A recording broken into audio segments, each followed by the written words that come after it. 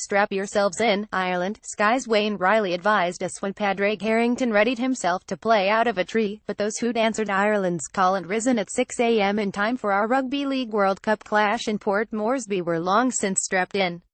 Our Australian telehosts had, after all, warned us of a decidedly bumpy ride against a Papua New Guinea side that had beaten Wales by just the 44 points.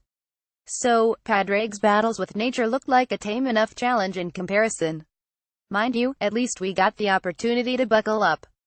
Australia's Channel 7 via Air Sport, before turning their attention to Ireland's game, brought us news from the Scottish camp. 3 of their players, including their captain, weren't allowed board their flight from Christchurch to Brisbane because they were trolleyed. That one of the players was called Johnny Walker had Lowry Daly giggling so hard the studio desk trembled, but Brett Kimorley thought it was no laughing matter, preferring to focus instead on on-field matters, namely the strength of Papua New Guinea. By the time he finished reminiscing about how black and blue he would be after playing against them back in his day, you wished the entire Irish squad had been thrown off their flight to Port Moresby. Our host Jim Wilson asked Brett for his prediction. PNG will win, obviously. He didn't bother asking Lowry, he was still snoring over Johnny Walker. But just 5 minutes into the game, possibly inspired by a highly emotive rendition of Ireland's call by a man called Scott Muller who is 1/10 of the 10 tenors, apparently, Ireland only went and scored a try. Take that, Brett Kimorley. Granted, they didn't score again and lost 146, but still.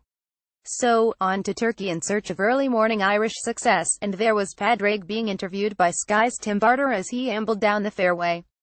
Tim was asking him about his miracle shot in the second round when his ball landed beside a tree, Andrew Coulthard describing his predicament as like trying to unscramble an egg. But with his bottom close enough to being perched on a branch, he managed to pitch the ball within 3 feet of the hole. Pádraig made the point that golfing life would actually be a whole lot easier if every shot was out of a tree, because there was really only one way to extricate yourself, so you weren't troubled by choices. Soon after, he found another tree and you began to wonder if he was aiming for them.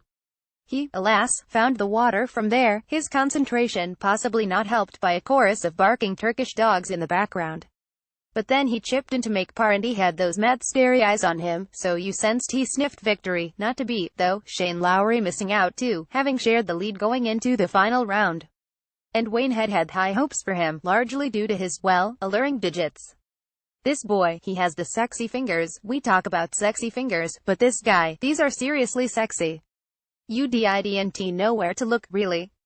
But if there was a poll carried out on Sunday asking which Irish sportsman has the sexiest fingers, you'd guess Cork City fans would have flooded it with votes for Mark McNulty after his penalty save helped them complete their league and cup double. A double-double, too, after Cork City's women opened the day by beating UCD Waves to win the cup with a peach of a goal from Claire Shine.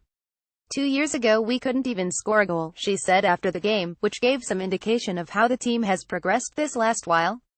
The highlight of the day, though, was possibly Brian Kerr's homage to flares, a number of which were set off during the boys' game despite pleas from the FAI that they be left at home. I always think it adds a little bit of a big-time touch to a match, the smell of the flares. Far too much health and safety stuff around matches these days, he said, insisting there's divil a thing wrong with a little bit of smokiness.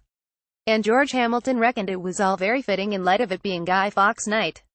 Guy Fawkes, of course, was hung, drawn and quartered. But we shouldn't give the FAI any ideas as they continue trying to enforce their ban.